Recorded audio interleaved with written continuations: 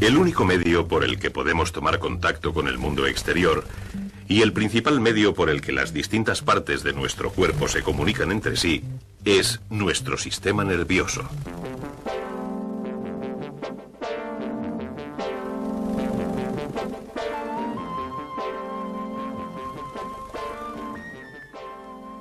Los colores, sonidos y olores, las formas y texturas que configuran nuestro mundo, no existirían para nosotros sin los billones de células que constituyen nuestro sistema nervioso. Nuestro sistema nervioso responde a los estímulos del mundo exterior, de forma que nos permite ser conscientes de nuestro entorno. Los músculos que nos mueven no responderían a nuestros pensamientos si el sistema nervioso no enviara impulsos desde nuestro cerebro. Nuestro sistema nervioso opera en el funcionamiento de músculos y glándulas que realizan su trabajo sin nuestro control consciente, como los músculos que hacen latir nuestro corazón, o los que agitan la comida en nuestro estómago, o las glándulas que segregan los jugos gástricos. Nuestro sistema nervioso ayuda a las diferentes partes de nuestro cuerpo a trabajar juntas en una tarea unificada. Con el fin de facilitar el estudio del complicadísimo funcionamiento del sistema nervioso, se le considera dividido en 3 subsistemas. El encéfalo y la médula espinal forman lo que podemos llamar el sistema nervioso central. Es como una especie de centro de control que recibe las señales, decide cómo responder a ellas y envía nuevas señales a las diferentes partes del cuerpo donde deben producirse las respuestas adecuadas. Los nervios que parten del encéfalo y la médula espinal forman el llamado sistema nervioso periférico. Consiste en una red de nervios que se extienden a todas las distintas partes de nuestro cuerpo. Estos nervios nos posibilitan el contacto con el mundo exterior y nos ayudan a movernos en él. Y el tercer subsistema es el sistema nervioso autónomo. Es la parte del sistema nervioso que transporta las señales hasta los músculos y glándulas que operan sin que tengamos que pensar en ellos. Todos estos subsistemas están íntimamente integrados estructural y funcionalmente. El sistema nervioso es una unidad que opera realizando complejas tareas. Como todas las demás partes de nuestro cuerpo, el sistema nervioso se compone de células vivas. Las células nerviosas o neuronas que integran el sistema nervioso están extremadamente especializadas. Como la mayoría de las células de nuestro organismo, una neurona contiene un núcleo y las demás estructuras en su citoplasma que le ayudan a realizar sus funciones vitales habituales. Pero tiene además 2 estructuras adicionales que la capacitan para realizar sus funciones especializadas. Son las fibras o ramas que se extienden desde el cuerpo celular de la neurona. Las fibras de muchas células nerviosas están cubiertas por una sustancia grasa llamada mielina. Las fibras transmiten los impulsos nerviosos de una célula a otra. Las fibras que recogen los impulsos de fuera de las neuronas son las llamadas dendritas, y las fibras que envían esos impulsos desde las neuronas al exterior se denominan axones. Una vez que el impulso nervioso ha atravesado una célula nerviosa, pasa del axón de esa neurona a la dendrita de otra neurona adyacente. Los impulsos nunca viajan en sentido opuesto. Si los axones o las dendritas de una célula nerviosa se dañan, pueden regenerarse. Pero la célula nerviosa en sí es tan especializada que ha perdido la capacidad de reproducirse. Una vez que el cuerpo celular muere, ninguna otra célula nerviosa, ninguna otra neurona ocupará su lugar. El cuerpo celular de una neurona tiene un tamaño microscópico, apenas unas milésimas de milímetro de diámetro. Sus dendritas y axones tienen igualmente un diámetro microscópico. Pero hay una enorme variedad en la longitud de estas estructuras, de unas milésimas de milímetro a cerca de 1 metro. Las fibras de algunas neuronas de la médula espinal se extienden hasta los dedos del pie. Tienen cerca de 1 metro de longitud. Las neuronas realizan su función especializada transmitiendo los impulsos nerviosos a lo largo de esas fibras. Un impulso nervioso es algo así como un trastorno eléctrico en movimiento, no precisamente una corriente eléctrica. Su velocidad depende en gran medida del diámetro de la fibra nerviosa. Cuanto mayor es el diámetro, más rápido es el impulso. La velocidad máxima de transmisión de un impulso es de unos 130 metros por segundo, unos 460 kilómetros por hora. La velocidad mínima de transmisión es quizá de 1,5 kilómetros por hora. La velocidad parece estar relacionada también con el revestimiento graso de mielina de las fibras. Los impulsos se transmiten 10 o 20 veces más rápidamente en las fibras nerviosas que poseen esta cubierta que en las que no la tienen. El cómo se transmiten los impulsos a través de las fibras nerviosas todavía no se comprende muy bien, pero parece que funciona más o menos así. Normalmente la carga eléctrica en el fluido exterior a la membrana de una fibra nerviosa es más positiva que la carga en el fluido interior. Pero cuando se aplica un estímulo adecuado, tiene lugar una transformación en la membrana de la fibra en ese punto, que parece permitir a los átomos cargados del fluido exterior a la fibra atravesar la membrana hacia el fluido interior de ella. Este movimiento provoca un cambio eléctrico. El interior de la fibra se hace más positivo en su carga que el exterior durante aproximadamente una milésima de segundo, porque los átomos refluyen de nuevo a través de la membrana al exterior de la fibra nerviosa.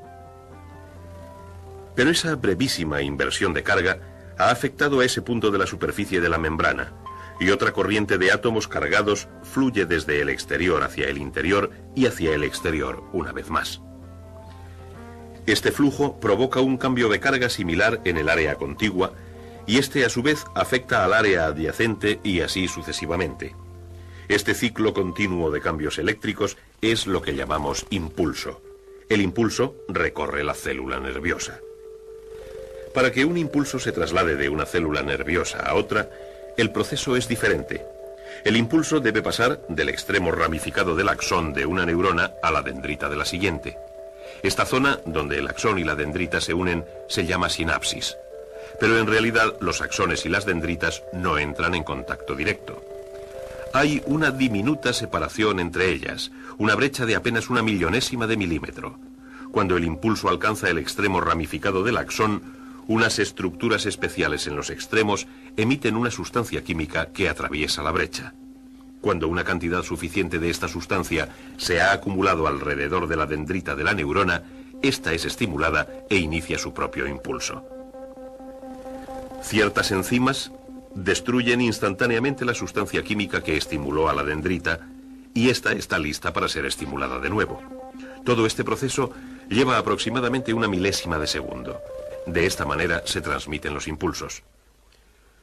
Muchos impulsos se inician por estímulos provenientes de nuestro entorno. La luz es un estímulo.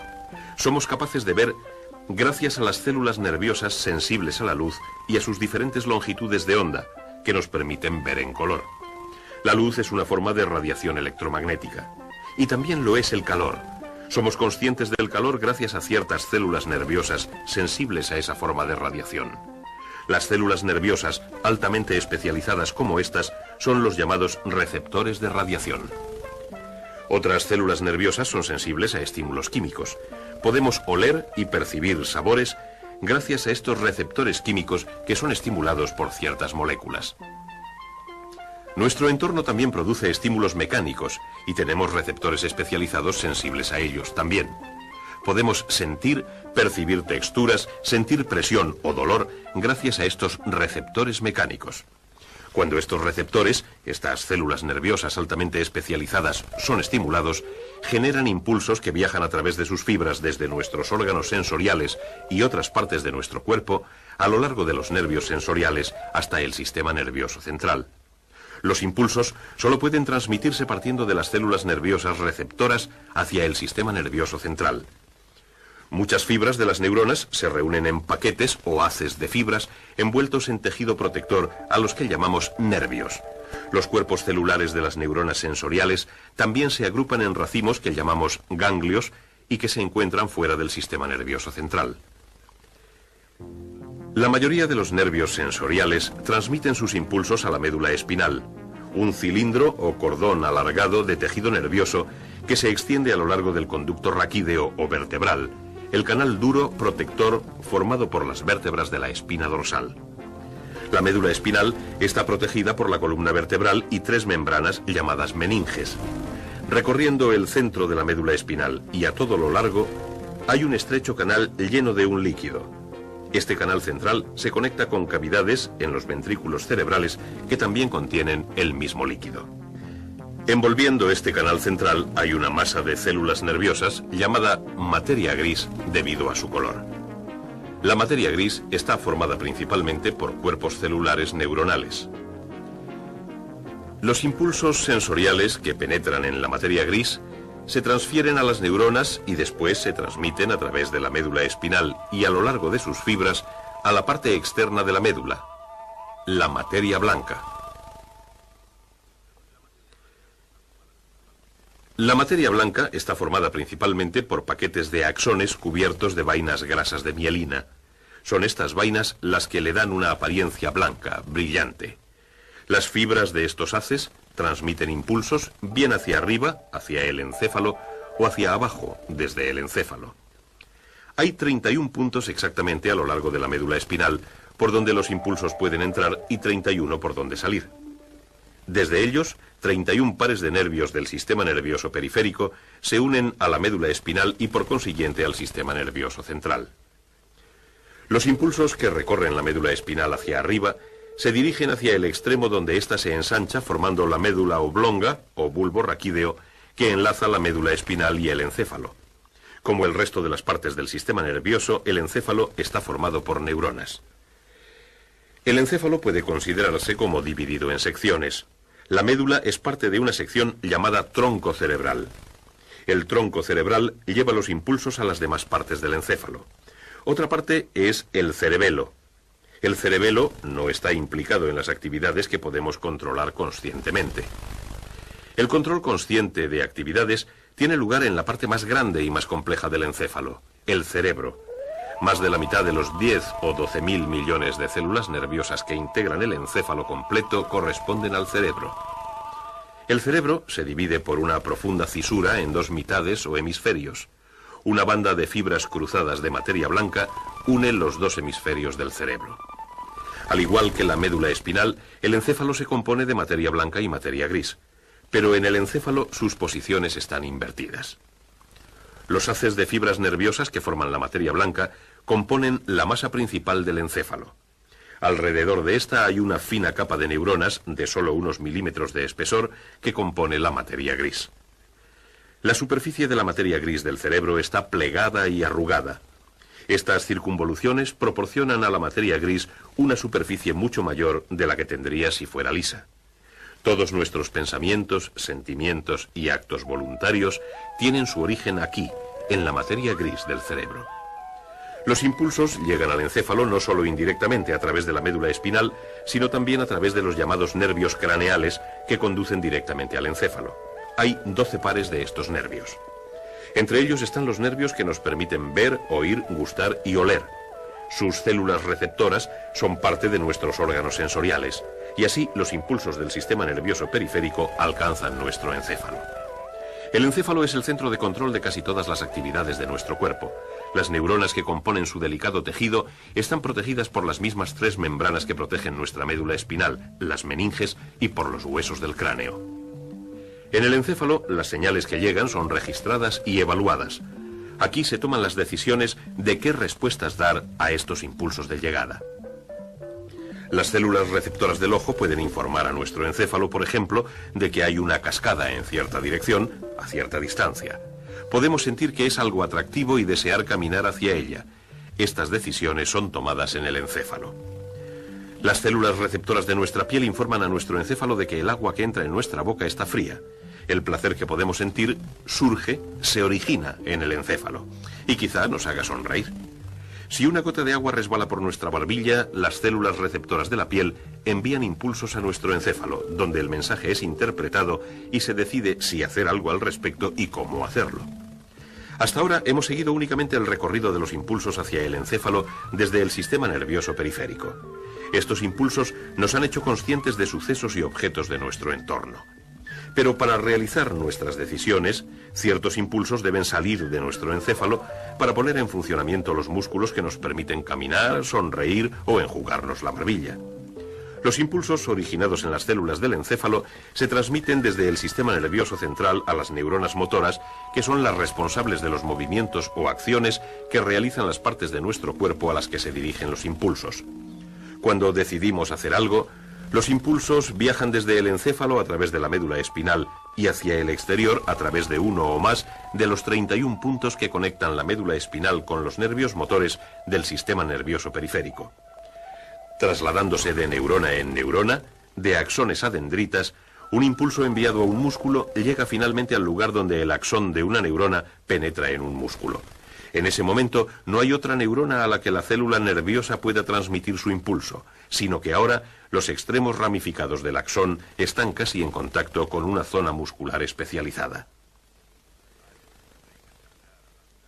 Hay una brecha similar a la sinapsis entre el axón y el músculo. Entonces, las estructuras especiales en el extremo de las ramificaciones del axón liberan una sustancia química. Esta atraviesa la diminuta brecha y el impulso se transmite al músculo. Las fibras musculares se contraen. Los impulsos enviados de este modo llegan a coordinar simultáneamente la contracción y relajación de los músculos que nos permiten caminar, sonreír o enjugarnos la barbilla. Y las señales enviadas de vuelta a nuestro encéfalo a través de las células sensoriales lo mantienen informado de todas estas actividades. Nuestro encéfalo controla constantemente todo lo que hace nuestro cuerpo, incluso aunque no seamos conscientes de ello. Ni siquiera somos conscientes de cómo hemos hecho trabajar a nuestros músculos en coordinación para poder mover las piernas o los músculos de la cara o los de la mano para dirigirla exactamente al lugar de la barbilla que queríamos. Nuestro encéfalo se encarga de eso por nosotros, lo deseamos y ya está hecho. Complejísimas conexiones entre los miles de millones de células nerviosas del encéfalo hacen todo esto posible. Algunos movimientos tienen lugar incluso antes de que seamos conscientes de ellos. Tocar un objeto punzante puede provocar esto. Para producir esta rápida reacción, los impulsos siguen una especie de atajo llamado arco reflejo. El objeto punzante produce un estímulo en las células receptoras sensoriales. El impulso sigue su curso natural a través de las células nerviosas sensoriales, dendritas dentro, axones fuera, hasta la médula espinal. En la médula el impulso continúa subiendo a lo largo de la materia blanca hacia el encéfalo. Pero al mismo tiempo, las neuronas de la materia gris de la médula espinal generan un nuevo impulso. Esto sucede en las neuronas asociación. Las neuronas asociación pueden transmitir impulsos desde las neuronas sensoriales directamente a las neuronas motoras sin pasar por el encéfalo. De esta manera, mientras el impulso que informará al encéfalo del objeto punzante doloroso asciende rápidamente por la médula espinal, otro impulso viaja en otra dirección a lo largo de una senda motora hacia los músculos del dedo, la mano y el brazo. E incluso antes de que seamos conscientes del peligro que representa un objeto punzante, los músculos han retirado el dedo. Una fracción de segundo más tarde se puede sentir el dolor, pero el peligro ya ha pasado. Así, las diferentes partes de nuestro sistema nervioso periférico y central están constantemente en interacción, haciéndonos conscientes de nuestro entorno, permitiéndonos decidir cómo responder ante él, capacitando a nuestro cuerpo para hacer lo que queramos hacer y a veces protegiéndolo. Pero hay muchas otras cosas que nuestro cuerpo tiene que hacer y que nos sería muy difícil controlar y dirigir. Nuestro corazón sigue latiendo, sus válvulas abriéndose y cerrándose a un ritmo adecuado, los jugos gástricos siguen siendo segregados, los músculos de nuestro estómago producen los movimientos ondulares que baten los alimentos y los trasladan a otros órganos del aparato digestivo. Estos son solo unos ejemplos de la gran cantidad de actividades controladas por el tercer subsistema de nuestro sistema nervioso, el sistema nervioso autónomo. El sistema nervioso autónomo dirige el funcionamiento de músculos y glándulas a un nivel inconsciente. Sus actividades se realizan sin que nosotros seamos conscientes de ellas. La mayoría de estos controles residen en el cerebelo y otras partes del encéfalo fuera del cerebro. Ciertas regiones del encéfalo, que controlan el equilibrio de las sustancias químicas de la sangre, estimularán la actividad de las glándulas paratiroides cuando el nivel de calcio es demasiado bajo, o indicarán a la glándula pituitaria que emita hormonas para incrementar la actividad de los riñones cuando la cantidad de agua en nuestra sangre es demasiado grande. En situaciones de estrés, una parte del encéfalo indicará a las glándulas suprarrenales que segreguen adrenalina en la sangre, y más tarde les indicará que se detengan cuando la emergencia haya pasado. El funcionamiento de algunos órganos está afectado por pares de nervios que transmiten los impulsos desde el cerebelo y tienen efectos opuestos. Impulsos de un nervio pueden acelerar los latidos del corazón, impulsos de otro pueden aminorarlos. Un nervio dilata la pupila del ojo ensanchándola y admitiendo así más luz. Otro la constriñe y reduce la cantidad de luz que pasa.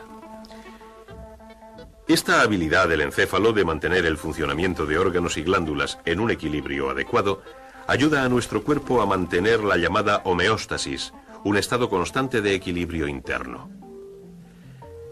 De manera que el funcionamiento de nuestro sistema nervioso nos hace conscientes de nuestro entorno, nos permite decidir cómo reaccionar ante él y mantiene nuestras glándulas internas y demás órganos en perfecto funcionamiento y coordinados entre sí.